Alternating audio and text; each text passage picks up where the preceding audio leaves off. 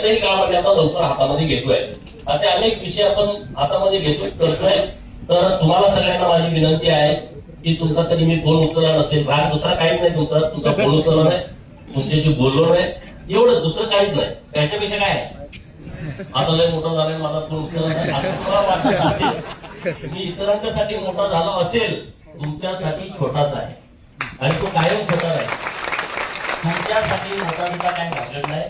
आता मला जे लोक भेटायला येते, तुम्हाला बुके देतो, तुम्हाला फोटो देतो, मला त्याचं काहीच वाटत नाही. पण जेव्हा माझा गावाकडचा मेंढका येतो, मला वाटतं त्यानं माझ्या शेजारी बसावं, माझ्यासोबत 4 घास खावावं, माझ्याशी चर्चा करावी, त्याचं मी नीटपणे ऐकून घ्यावं.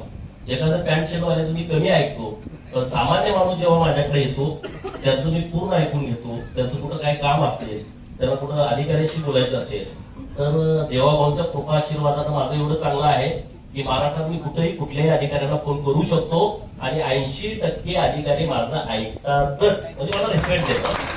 काय काय लोक त्याचं शिक्षण किती झालंय, तुमच्याकडे आलंय. Gopichand Padalkar IAS IPS IRS नाही. Gopichand Padalkar IAS IPS IRS नाही, परंतु भारतीय जनता पार्टीच्या पाठिंब्यावरती आणि तुमच्या आशीर्वादानं पुढच्या काही वर्षांमध्ये या गोपीचंद पडळकरच्या समोर IPS IAS उभे राहतील. एवढी ताकद आहे, एवढी ताकद लोकांच्या मध्ये आहे, एवढी ताकद डॉक्टर बाबासाहेब आंबेडकरांनी दिलेल्या संविधानामध्ये आहे आणि एवढी ताकद भारतीय जनता पार्टीच्या नेतृत्वात